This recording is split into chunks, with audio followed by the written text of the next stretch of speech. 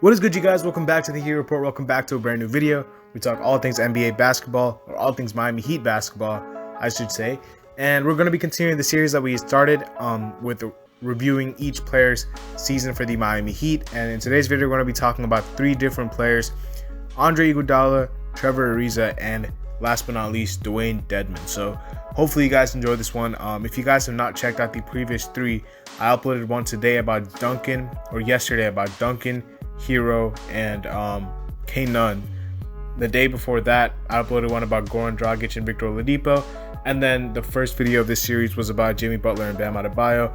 I also uploaded a video about my thoughts about Jimmy Butler's possible extension. So if you guys haven't checked those videos out, please go check those out. I've been grinding on this channel a lot, and I really appreciate it if you guys support the channel. Like you guys have been supporting the channel, and we're we're about 30 subscribers away from 600. So let's get to that mark as soon as we can, because it really will help out my channel. So hope you guys understand all that. Let's get right into it though. So let's talk about Andre Iguodala, because he's the first player we're going to be talking about. For reference, I'm not even going to be reading out the box score for Andre Iguodala. I'm not going to be reading out the stats, because that is not what we're supposed to be judging Andre Iguodala off of. He was not traded here to score the ball. He was traded here so he could bring us some championship experience. He could have one of those games where he's stroking it from three. But what you can always count on Iguodala is, number one, his defense, and number two, his IQ. Unfortunately, he did not have the same impact in the Milwaukee Bucks series that he had done last year in the bubble.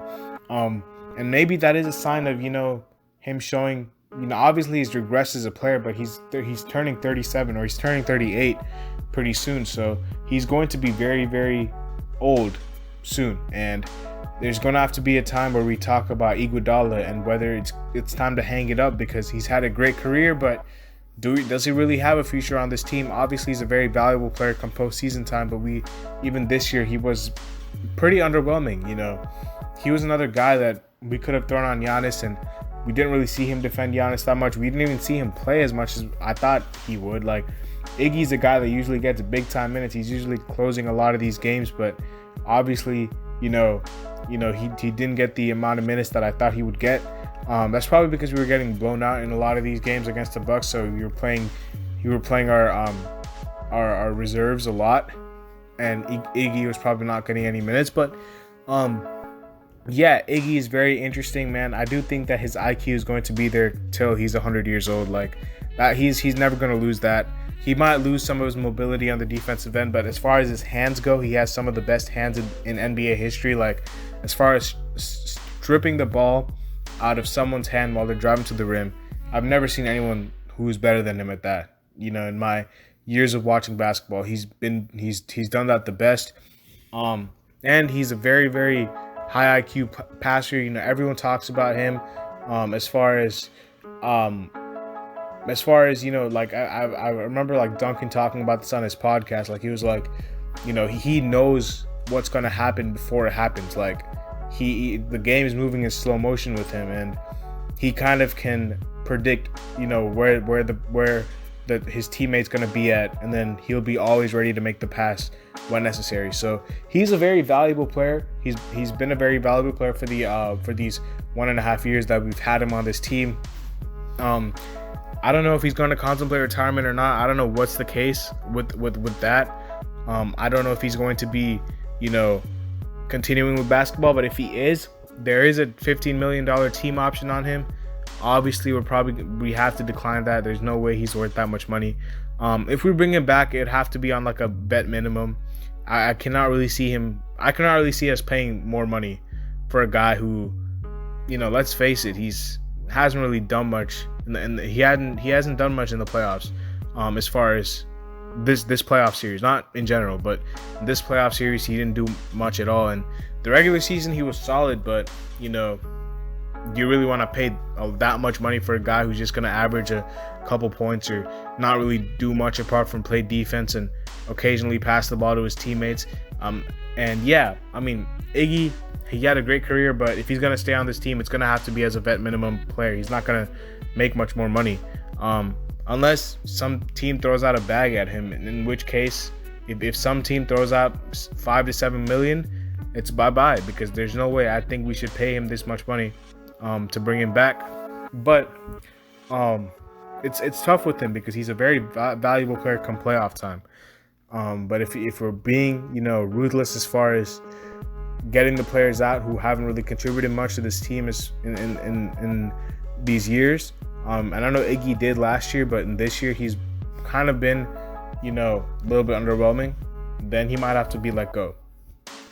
So that's how I feel about Iggy. If we bring him back, it'd have to be like on a vet minimum. I'm not really too big on paying him more than that because he is about to turn 38, and I don't even know if he's going to consider retirement. So if he does, he's had a great career, and I think he's meant a lot as far as developing our younger guys. Like I think I see KZ. I think if KZ can become a player like him for us, I think that'd be really, really nice. And KZ's the one guy that stands out as far as Iguodala is probably taking him under his wing, and and so is Trevor. And Trevor's a guy we're going to be talking about next. So Trevor Ariza had a very, very great impact for us actually when we made the trade for him. He's a free agent. He is a free agent. I'm not exactly sure what he's worth, but I think it's like 7 million or 9 million or something. I'm not really sure. Maybe it's like 10 million. But he is a free agent, unrestricted. And like I said, it would be the same with Iggy. Like I think Trevor played really well as far as like in the regular season towards the back end when we made the trade for him. In the playoffs, he was pretty disappointing with the shooting, and I don't really think he's strong enough to guard a player like Giannis one-on-one. That was a pretty unfair matchup for him. He just kind of got dominated on defense because Brook and Giannis were just way too strong for him. But on offense, that was probably the most disappointing part, that he was not hitting his threes whatsoever.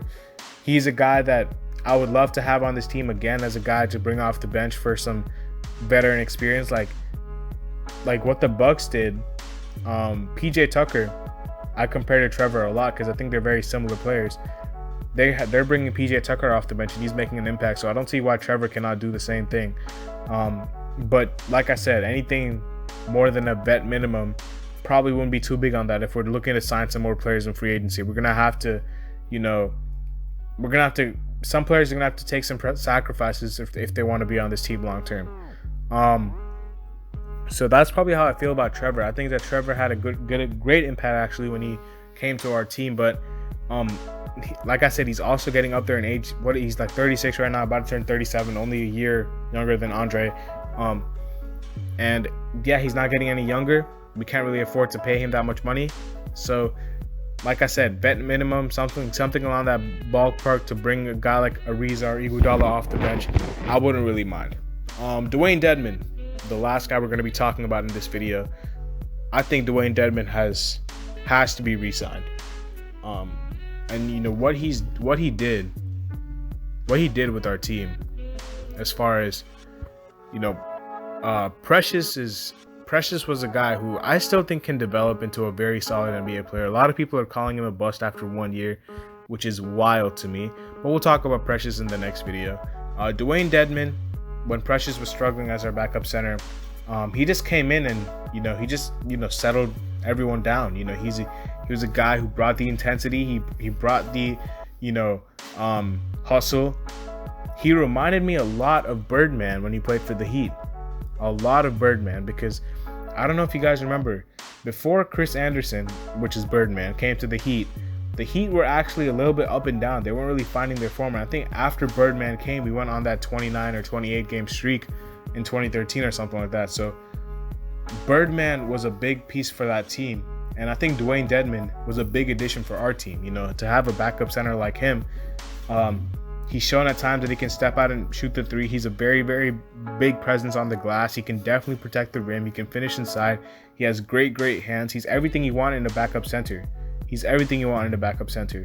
I would have liked to seen a little bit more of him and Bam, but obviously Spo did not really trust the spacing, which is understandable. But like Ariza and Bam wasn't really giving spacing either, so I wanted to see a little bit of him and Bam playing together, because at least that would have brought some size on the defensive end. But I see his future on this team as one of the best backup centers in the NBA. You know, that's what he can be on this team. And he's already said he wants to be here. And he said if the front office wants him, you know, he said, you know, I'd love to be back here. And yeah, I think we have to bring him back. You know, he's had a real positive impact around this team, and he's been the most surprising player on this team. Like no one really expected him to just come after not playing for a full season, for half the season, coming off an injury and just balling, because that's what he's been doing. So the only downside to this is that some teams might throw him a bag, and we're gonna have to, you know, outmatch that. But since he already wants to be here, maybe we can convince him a little bit more easier. As far as the type of contract, wouldn't really mind like a 3-year, 21 million type, like 7 million a year. Like anything from 5 to 10, I wouldn't mind for Dwayne Deadman. I think that that's a good value. That's a good value. So 5 to 10 per year, that's something that I would not really be opposed to whatsoever. You know, 10 might be pushing a little bit, but he's done so much for this team since he's got here, as far as, you know, settle everyone down. I see Precious's future as a 4, so I don't think that would be too much of an issue. But yeah, Dwayne Deadman, I think, has to be re-signed. No ifs, ands, or buts about it. But yeah, that's probably going to be for the video, guys. Hopefully you guys enjoyed it. Make sure y'all leave a like, subscribe, and comment down below as always. You know, let's get to that 600 mark. If you guys are new to the channel, make sure y'all hit that subscribe button. Go check out the videos that I talked about at the beginning of the video. And yeah, I'll see y'all later as always, man. Peace.